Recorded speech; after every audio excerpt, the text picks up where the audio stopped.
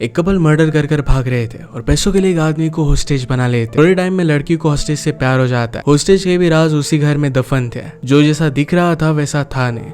इस सब के पीछे का राज क्या था, ये हम आज की हमारी मूवी डिस्टेंट 2008 की एक थ्रिलर साइकोलॉजिकल मूवी में देखने वाले हैं। इसकी एंडिंग भी ट्विस्ट के साथ आती है, तो अंत तक इस वीडियो को जरूर देखिएगा। अगर आपको वीडियो अच्छा लगता है तो प्लीज लाइक और कमेंट जरूर कर दीजिए। बिना किसी देरी के एक्सप्लेनेशन स्टार्ट करते हैं।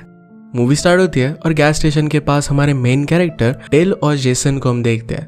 वो दोनों एक दूसरे से बहुत प्यार करते हैं, पर किसी रीजन की वजह से अपने टाउन से वो भाग रहे थे। एक बहुत ही लोनली टाउन था और वहां पर हमारा और एक मेन कैरेक्टर जिसका नाम है एंड्रू, ये भी रह रहा था। वो अपनी हेल्थ कंडीशन की वजह से घर से बाहर नहीं निकल सकता। उसका एक पैरेट था और उसे घर से बाहर निकालने की वो कोशिश कर रहा था, पर उसका पैरेट उसे छोड़कर कहीं पर भी नहीं जाता। डेल ने कोई शॉपिंग की पर उसके पास पैसे नहीं थे, तो जेसन के पास पैसे लेने के लिए आ गए। जेसन कहता है कि हमारे पास कोई भी पैसे नहीं है और इस तरीके से तुम शॉपिंग नहीं कर सकते। वो कहता है कि हमें यहाँ से भाग जाना चाहिए, पर डेल कहती है कि शॉप ओनर ने हमारे चेहरे देख लिया है, हमें पुलिस ढूंढ लेंगे। जेसन के पास जो भी पैसे थे वो डेल को दे देता है, पर शॉपकीपर के पास जाने पर ये पैसे और जरा कम पड़ गए। डेल कहती है कि प्लीज आप ये पैसे एक्सेप्ट कर लो, पर शॉपकीपर ने कहा कि मैं पुलिस को कॉल करूंगा। डेल कहती कि क्या इन पैसों के लिए मैं कुछ कर नहीं सकती, और इसके बाद वो दोनों इंटीमेट होने लग गए। थोड़ी देर में जेसन अंदर आया और उन दोनों को पकड़ लेता है। गुस्से में वो डेल को घसीटते हुए बाहर लेकर आया। शॉपकीपर गुस्सा हो गया था, वो भी उनके गाड़ी के पास आता है। जेसन की गाड़ी की ट्रंक खुली हुई थी और उसमें डेड बॉडी है। ये शॉपकीपर ने देख लिया और ये बहुत बड़ा ट्रबल हो जाता। इसी वजह से जेसन अपनी गन लेता है और शॉपकीपर को मार डालता है। वो दोनों गाड़ी में वहां से भागने लग गए। जेसन ने कहा कि उस लाइफ से मैं तुम्हें जरा दूर लेकर जाना चाहता हूँ, तुम्हें वो सब करने की कोई भी जरूरत नहीं थी। अचानक से उनके सामने एक पुलिस ऑफिसर आ गया। वो बहुत ही ज्यादा डर गए थे। पुलिस ऑफिसर अपना सायरन ऑन करता है, पर वो एक टर्न लेकर वहां से चला गया। जेसन ने कहा कि इस गाड़ी में अब हम सफर नहीं कर सकते, वरना पुलिस को उनके बारे में पता चल जाएगा। वो एक सुनसान सा घर देखते और वहां पर वो आके गैरेज में उन्हें एक बहुत ही अच्छी सी गाड़ी मिली। इस गाड़ी की चाबी ढूंढने के लिए वो घर में आ गए। इसी घर में एंड्रू भी रहता था। डेल ने उसे देखा और जेसन को बुलाया। जेसन ने उसे मारा और उसके सारे पैसे ले लिए। उसने उससे गाड़ी की चाबी भी ले ली। वो एंड्रू को बांध देता है और उसने डेल को कहा कि इस पूरे घर में बहुत सारे पैसे होंगे, इसे तुम सर्च करना। जेसन जाकर गाड़ी को स्टार्ट करता है। उसने एंड्रू से कहा कि तुम भी अब हमारे साथ ड्राइव करोगे, तुम्हारे कार्ड में जितने भी पैसे सब कुछ तुम निकाल दोगे, इसके बाद हम तुम्हें जाने देंगे। एंड्रू घर से बाहर निकलने के लिए मना करने लग गया। वो जबरदस्ती उसे घर से बाहर निकालने की कोशिश करते हैं, पर नीचे गिरकर रोने लग गया। अपनी हेल्थ कंडीशन की वजह से वो घर से बाहर नहीं निकल सकता। जेसन बाहर आया तो हेलीकॉप्टर को देखता है। पुलिस हेलीकॉप्टर से उन्हें हर जगह पर ढूंढ रहे थे। वो डर कर जल्दी से घर में वापस आ जाता है। एंड्रू अब घर के बाहर था, वो भाग नहीं सकता तो फिर से अंदर आ जाता है। उसकी हालत बहुत ही खराब हो गई थी और वो गोलियां मांगता है। जेसन ने ड्रॉअर से वो गोलियां निकाल लाई। वो अपनी कंडीशन के बारे में डेल को बता रहा था। जेसन को इस बात पर बिलीव नहीं होता। वो एंड्रू को फिर से घर से बाहर निकालता है और डोर क्लोज कर लेता है। एंड्रू बार बार डोर खटखटा रहा था, तो फाइनली उसे घर में ले लेते हैं। जेसन ने कहा कि वैसे भी हमें पुलिस ढूंढ रहे हैं, 1-2 दिन हम यहाँ पर वेट करेंगे और उसके बाद यहाँ से चले जाएंगे। टीवी ऑन था और वहां पर जेसन की इमेज आ जाती है। इस वजह से वो बहुत ही डिस्टर्ब हो जाता है। वो एंड्रू को मारने वाला था, पर डेल उसे रोक लेती है, कहती कि अब हम किसी को भी नहीं मारेंगे। जेसन कहता है कि तुम्हारे काम तुम्हें ही करने चाहिए। उसने डेल को गन दे दी। डेल ये बात नहीं मानती तो जेसन ने उसे लेजी बुलाया। इस बात की वजह से उनमें झगड़ा हो गया। जेसन उसे मनाने के लिए ऊपर चला जाता है। वो कहता है कि शायद मैं तुम्हें बहुत बुरा लगता हूँ, पर मैं तुमसे बहुत प्यार करता हूँ। इसके बाद वो मान गए और वो दोनों इंटीमेट होने लग गए। नीचे एंड्रू फोन के पास जाकर कॉल करने की कोशिश कर रहा था। ऊपर के फोन से नीचे का फोन कनेक्टेड था, तो इस वजह से वहां पर बीप सुनाई देने लग गई। जेसन जल्दी से जाकर एंड्रू से वो फोन ले लेता है। अब वो उसे मार ही डालता, तो एंड्रू ने कहा कि मैं तुम्हें $40,000 दिलवा सकता हूँ। एंड्रू ने कहा कि मेरी मदर ने एक ट्रस्ट क्रिएट की थी, उसके अकॉर्डिंग हर 15 दिनों में $20,000 मेरे अकाउंट में आते हैं। तुम कल जाकर 20,000 निकाल सकते हो और परसों रिन्यू हो जाएगी, तो फिर से $20,000 तुम निकाल पाओगे। जेसन कहता है कि बैंक वाले मुझे क्यों पैसे देंगे। एंड्रू ने कहा कि डेल मेरी फियांसे होने का प्रिटेंड कर सकती है। वो डेल से कहता है कि जब मैंने तुम्हें फर्स्ट टाइम देखा तो तुम मुझे मेरी फियांसे की तरह ही लगी थी। उन दोनों में बहुत ही सिमिलरिटीज थी, सिर्फ डेल को अपने हेयर्स डाई करने पड़ेंगे। उसकी फियांसे ऑस्ट्रेलियन थी, तो उसी की तरह उसे बात करनी पड़ेगी। रात में डेल एंड्रू के पास आती है। पूछती कि तुम्हारी फियांसे कहाँ पर है। एंड्रू कहता है कि 6 मंथ से वो अलग कंट्री में है। डेल ने उसे कहा कि उसे कोई और मिल गया होगा। डेल और जेसन का प्लान था कि पैसे मिलने के बाद वो थाईलैंड चले जाएंगे। वहां पर जेसन ऑलरेडी जाकर आया था और वहां पर वो बिजनेस स्टार्ट करेगा। जिस तरीके से एंड्रू की फियांसे के हेयर्स थे उसी तरीके से डेल भी डाई कर लेती है। उसी के कपड़े उसने पहने। एंड्रू उसके पास आता है और उसकी बेली रिंग उसे निकालने के लिए कहता है। उसने कहा कि तुम मेरी फियांसे की तरह ही लग रही हो, उससे भी तुम ब्यूटीफुल हो। डेल कहती कि मुझसे जरा दूर ही रहना। नीचे न्यूज से उन्हें पता चलता है कि पुलिस को शॉपकीपर के बारे में पता चल गया। उन्होंने डेल का भी स्केच बनवा लिया था। इस बात से वो बहुत डिस्टर्ब हो जाती है। कहती कि अब मैं बाहर नहीं जा सकती। जेसन कहता है कि वो स्केच तुम्हारी तरह लगता भी नहीं है, उसके हेयर सब अलग है, तुम्हें कोई भी पहचानेगा नहीं। वो फिर भी मना कर रही थी तो जेसन ने कहा कि मुझे ही सब कुछ मेहनत करनी पड़ती है। अगर तुम्हें मेरे साथ फ्यूचर चाहिए तो तुम्हें ये चीज करनी ही पड़ेगी। डेल अब मान गई थी तो एंड्रू ने अपने फियांसे और फादर की टेप उसे दिखाई। किस तरीके से वो बात करती थी इसके बारे में उसे ट्रेनिंग दी। डेल भी उसके ऑस्ट्रेलियन एक्सेंट को समझ जाती है। एंड्रू डेल को कहता है कि मैं तुम पर बहुत बिलीव करता हूँ और तुम पकड़े नहीं जाओगे, इसी वजह से मैं तुम्हें वहां पर भेज रहा हूँ। उसने डेल का गम लिया और खुद खा लिया। अब वो एक्चुअल में उसे लाइक करने लग गया था। इस बात का शक जेसन को चला जाता है। कहता है कि तुम बार बार उसके करीब जाने की कोशिश कर रहे हो। जेसन उसे बहुत ही ज्यादा डरा देता है। डेल बैग में गई पर वहां पर उसका कॉन्फिडेंस लूज हो गया। इसी वजह से वो बाहर आ गई। बाहर पुलिस की गाड़ी देखती है तो किसी और शॉप में चली जाती है। शॉपकीपर उसे अलग अलग चीजें दिखाने लगे पर डेल उसे ऑस्ट्रेलियन एक्सेंट में बात करती है। इस तरीके से बात कर कर उसे कॉन्फिडेंस वापस आता है और इसके बाद वो बैंक में गए। वो जाकर उन्हें चेक दे देती है। घर पर जेसन एंड्रू को उसकी फियांसे उसे छोड़कर चली गई है, इस वजह से उसे चिढ़ा रहा था। एंड्रू जेसन से कहता है कि जिस तरीके से तुम डेल को ट्रीट करते हो वैसे वो तुम्हारे साथ नहीं रहेगी। इस बात की वजह से उन दोनों में झगड़ा हो गया और वो एक दूसरे को मारने लग गए। बैंक से एंड्रू को कॉल आता है। उन्होंने कैश विड्रॉ करने के लिए उससे पासवर्ड पूछा। जेसन कहता है कि अगर तुमने कोई भी चालाकी की तो मैं तुम्हें मार डालूंगा। तो एंड्रू सच सच पासवर्ड उसे बता देता है। सक्सेसफुली डेल को पैसे मिल गए। वो बाहर आए तो पुलिस उसके गाड़ी के पास थे। उसे कहते कि तुम यहाँ की लगती नहीं। डेल ने कहा कि मैं मेरे फियांसे के पास आई हूँ। पुलिस कहते कि तुम्हारे कार का डोर अनलॉक था, यहाँ पर ये करना सेफ नहीं रहेगा। उन्हें डेल पर शक नहीं होता और डेल वहां से चली गई। वो वापस आई तो जेसन उस पर बहुत खुश था। वो अब भी एक्सेंट में बात कर रही थी तो जेसन को अच्छा नहीं लगता। एंड्रू डेल को कहता है कि तुम मेरी फियांसे बन सकती हो। एंड्रू के घर के पास एक लेक था और वहां पर एक डेड बॉडी को फ्लोट करता हम देख सकते हैं। जेसन ने जिस आदमी को मारा था उसकी डेड बॉडी तो कार में थी, तो लाश किसकी थी?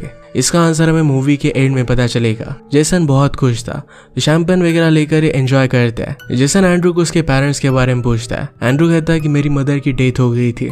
उसके फादर से वो बात नहीं करता। डेल कहता है कि मेरी मदर डॉग्स की ब्रीडिंग करती है, अलग कंट्री में जाकर वही चीज मैं करने वाला हूँ। अपने प्लान को लेकर वो बहुत खुश था। एंड्रू इस बात पर सिर्फ हंस देता है। इसके बाद म्यूजिक लगाकर वो सब डांस करने लग गए। यहाँ पर डेल उन दोनों को रिझाने की कोशिश करती है। सिगरेट के लिए जेसन जरा बाहर गया तो एंड्रू ने डेल से बात की। वो कहता है कि जेसन के साथ तुम कभी भी यहाँ से निकल नहीं पाओगी, तुम डायरेक्टली पुलिस के पास जा सकती हो और तुम्हें कुछ भी नहीं होगा। डेल कहती कि मेरा कोई भी फ्यूचर नहीं है। एंड्रू कुछ बात आगे बढ़ा पाता तभी जेसन वहां पर आ गया। उसने अपने साथ बाहर पड़ी हुई डेल की फियांसे की पेंटिंग लाई थी। उसे पूछता है कि तुम्हारी फियांसे घर से कोई भी कपड़े नहीं लेकर गई, इस तरीके से वो कैसे जा सकती है? एंड्रू कहता है मेरे फादर को हमेशा से शक था कि सिर्फ मेरे पैसों की वजह से मेरी फियांसे मेरे साथ है। उन्होंने उसे मेरी लाइफ से जाने के लिए कुछ पैसे दिए और वो एक्चुअल में चली गई। एंड्रू अब भी अपनी फियांसे की फोटोज उसके पास रखता था। रात में डेल देख रही थी। उसे रोमांटिक लग रहा था पर जेसन को इस बात से गुस्सा आ जाता है। वो कहता है कि तुम स्ट्रिप क्लब में काम करती थी,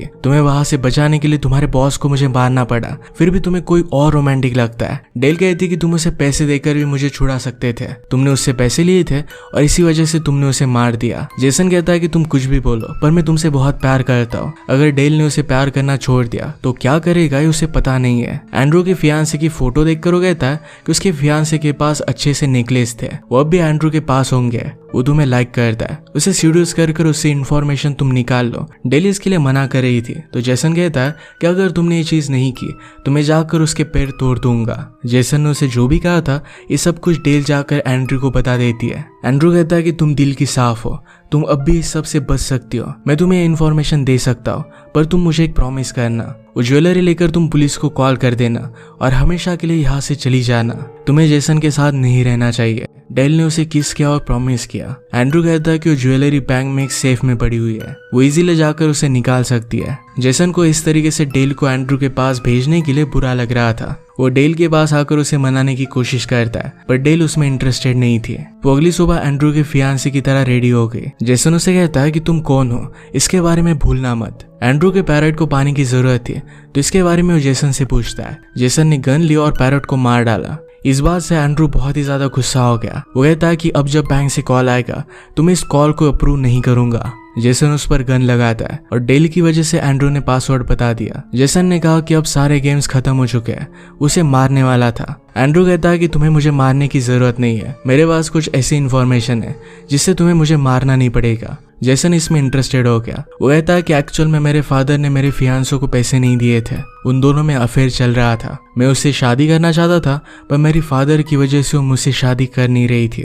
जब मुझे इसके बारे में पता चला तो एक आदमी को मैंने हायर किया और मेरे फादर को एक बोट पर लेकर गया और वहीं पर उसने उन्हें मार डाला। उनकी लाश की फोटो उस आदमी ने मुझे ला कर दी थी। उस फोटो को एज ए प्रूफ तुम तुम्हारे पास रख सकते हो। वो फोटो अगर तुम्हारे पास रहेगी तो तुम कहीं पर भी चले जाओ, मैं पुलिस को तुम्हारे बारे में नहीं बताऊंगा। बैंक में जो लेडी काम करती थी वो गैस स्टेशन पर मर्डर करने से पहले उसने जेसन और डेल को देखा हुआ था। डेल की पर्सनैलिटी और हेयर सब पूरी तरीके से बदल चुके हैं, तो उसे वो पहचान नहीं पाती, और फिर भी कहती है कि क्या हम दोनों मिले हुए हैं, मुझे बाद में याद आ ही जाएगा। वो डेल को तिजोरी खोल कर देती है। इस तिजोरी में कुछ पैसे और बहुत सारी ज्वेलरी थी। पैरेलल में जेसन एंड्रू से पूछता है कि वो फोटोग्राफ कहाँ है। एंड्रू उसे घर के नीचे एक अंडरग्राउंड टनल में लेकर गया। आगे चलकर उसने कहा कि इन पाइप्स के नीचे वो फोटोग्राफ है। जेसन समझ आता है कि एंड्रू उसे उल्लू बना रहा है। एंड्रू ने मौके का फायदा उठाकर वहां के लाइट्स बंद कर दिया। जल्दी से वो ऊपर आ गया, उसने दरवाजा बंद कर दिया। किचन में जाकर नाइफ से अपने हाथों छुड़ा लेता है। इतने टाइम में जेसन दरवाजा तोड़कर ऊपर आ गया था।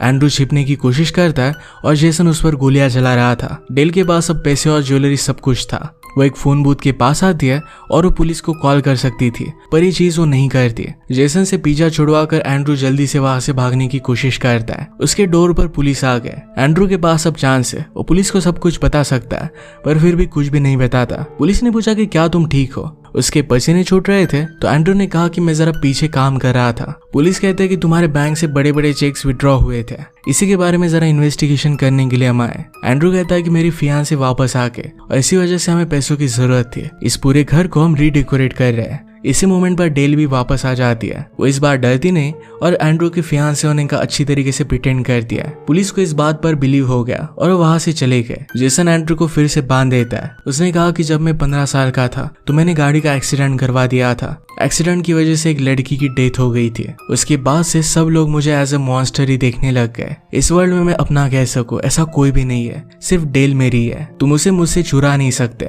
जेसन डेल को गन देता है और फिर एंड्रू को सफोकेट कर वो मारने लग गया। डेल कहती कि हम ये नहीं करने वाले थे, प्लीज उसे छोड़ दो। जेसन कहता है कि मैं तुमसे झूठ कह रहा था, इसे हमें मारना ही पड़ेगा, इसके अलावा हमारे पास कोई ऑप्शन नहीं है। डेल की वो बात मान नहीं रहा था तो डेल ने उस पर गन रख दी। जेसन कहता है कि हमारे पास कोई चॉइस नहीं है, एक तो एंड्रू मरेगा या फिर तुम्हें मुझे मारना पड़ेगा। वो उस पर चिल्लाने लग जाता है तो डेल ने उसे शूट किया, पर गन में कोई भी गोली नहीं थी। जेसन को इस बात से बहुत बुरा लगा। डेल ने फिर से उस पर गोली चलाने की कोशिश की, पर अब भी कोई भी गोली नहीं थी। जेसन उसे टेस्ट करने की कोशिश कर रहा था, उसे मारकर बेहोश कर देता है। उसने डेल को गाड़ी में रखा और कांच बंद कर साइलेंसर का गैस अंदर छोड़ दिया। वो एंड्रू से कहता है कि तुम तो घर के बाहर नहीं निकल सकते, पर डेल की जान तुम्हारे हाथ में है। एंड्रू बहुत स्ट्रगल करता है और कार के पास आकर उसने पाइप बाहर निकाल लिया और वहां से भागने की कोशिश करने लग गया। वो भागते भागते गैराज में आया। जेसन भी उसे शूट करते हुए वहां पर पहुंच गया। एंड्रू छुपा हुआ था और जेसन पर वो हमला कर देता है। एंड्रू ने अपने मुंह में ऑयल भर लिया था।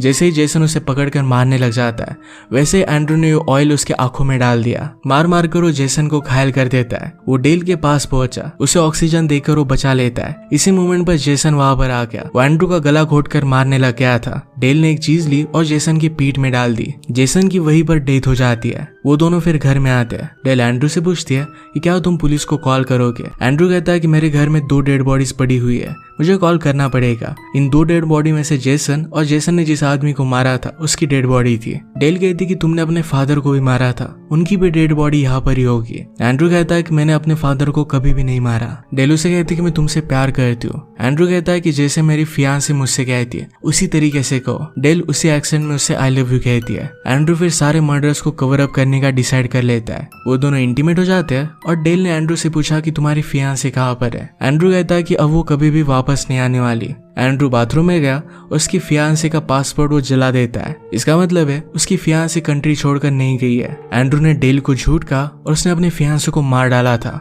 घर के पास के लेक में हमने एक डेड बॉडी देखी थी, ये उसी के फादर की थी।